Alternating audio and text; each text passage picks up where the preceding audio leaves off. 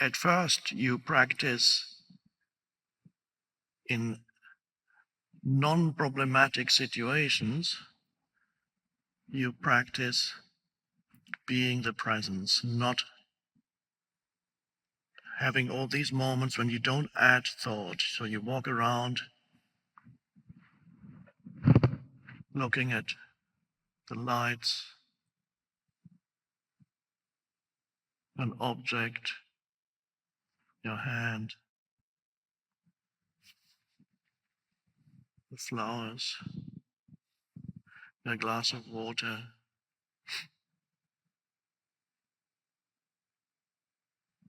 And it's an amazing thing.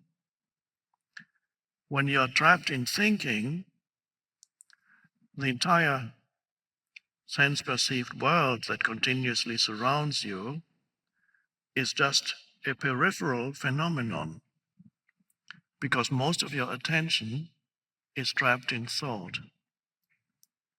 So you're unaware of the miraculous nature of the sense-perceived universe around you. And the moment you give it your complete attention and you can only do that without adding thought to your perception, every little thing is alive and miraculous and beautiful. Perhaps this is what they try, I don't know, in so-called conceptual art.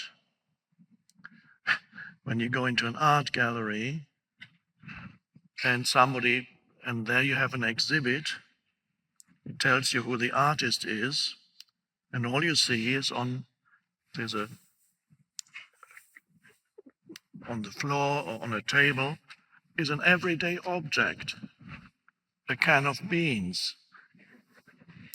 And then it tells you the name of the artist. I believe that's called conceptual art. And you're lucky if it's a can of beans, it could be something worse. Many art galleries have these exhibits. And of course, some people go in and say, interesting. I wonder what he's trying to say. There's a message here, I can't quite get it. And some people are so knowledgeable about art, they can write a long piece about this can of beans and why it's there and what the artist's intention is by putting it there. And you would have to ask the artist what the intention was, if it is an artist. But let's just say if it means anything, if it's anything significant, then it would be drawing the viewer's attention to something ordinary so that the viewer becomes aware of the extraordinariness of an ordinary object. If it works like that, then I can accept it and might have a purpose. But then I would not be able to write very much about except what I've just said. So it would take your attention away from the movement of thought into thoughtless perception.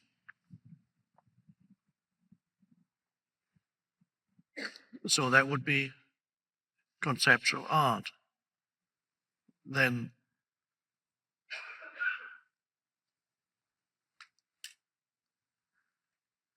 I mentioned a couple of times this phenomenon that arose on YouTube of people, it's now thousands and thousands of people are doing it, of people who take an ordinary object and handle it and touch it and make noises with it. The most boring YouTube videos you can possibly imagine. So they might go and have something like this. Now the amazing thing is some of them get hundreds of thousands of views. So there is a longing.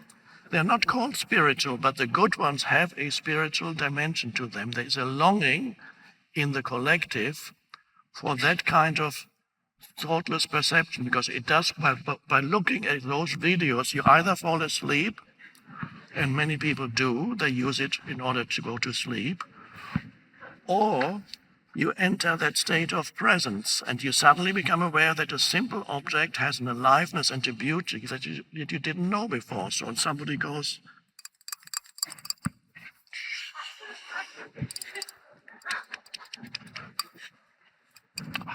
and might drink,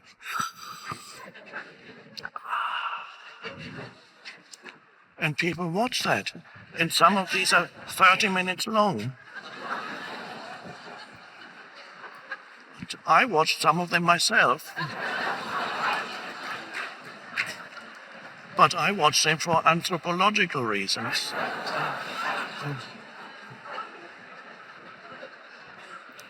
Well, not really. I watch them because I'm looking for is there in the background something spiritual, and people don't even know it.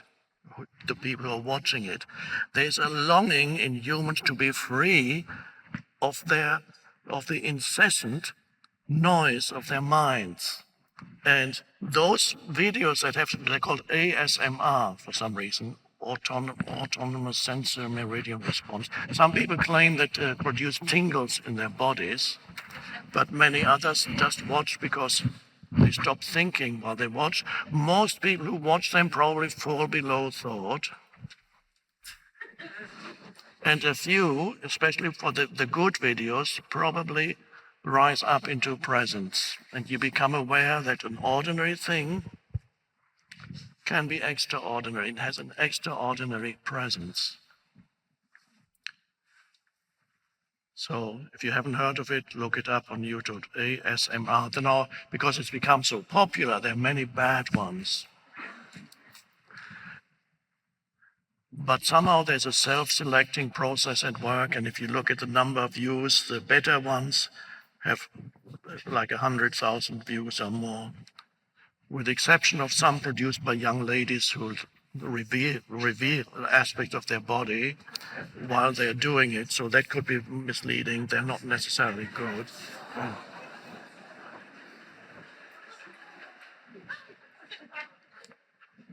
But something that has arisen spontaneously, and there is a longing in humans to be free of the noise of the voice in their head. And of course, most humans believe the only way they can be free is by falling below thought. I want to go to sleep, but I can't sleep.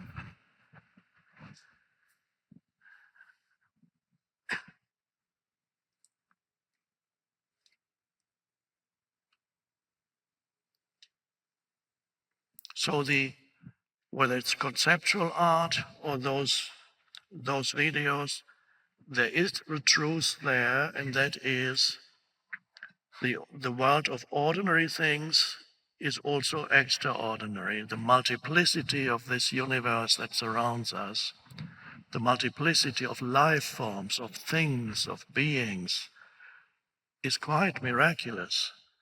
And if we are continuously so absorbed in the thought processes that we are only peripherally aware of the aliveness of the world around us, then we are missing something really vital.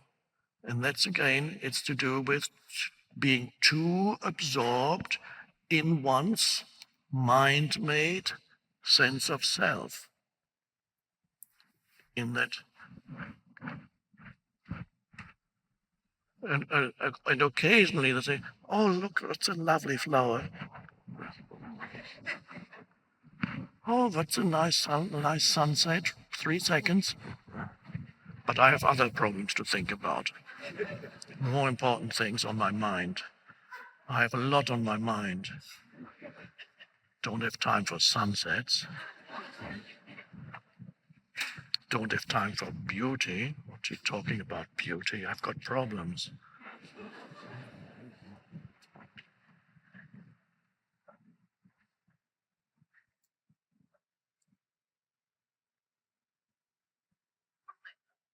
So look, practice it outside or indoors. There are two ways of looking around. One is choosing an object and briefly just wherever your gaze falls, wherever your gaze falls upon, whatever it might be, for a moment you look, and then there's something else you look at, and there's something else. But as you look, there's a twofold awareness. One is the awareness of what you're looking at, and you see it fully. The other is the awareness of the awareness, without which you wouldn't be able to look. And that is your essential beingness. So the twofold nature of this act of perception. So I'm looking at, if I'm looking at you as a person, I'm aware of what I'm seeing. I'm also aware of how you look. I'm also aware of myself as the awareness.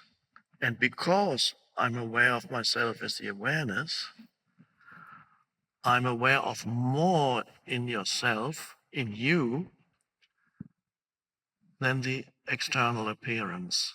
I'm also aware of you as the conscious presence. That's the essence of who you are.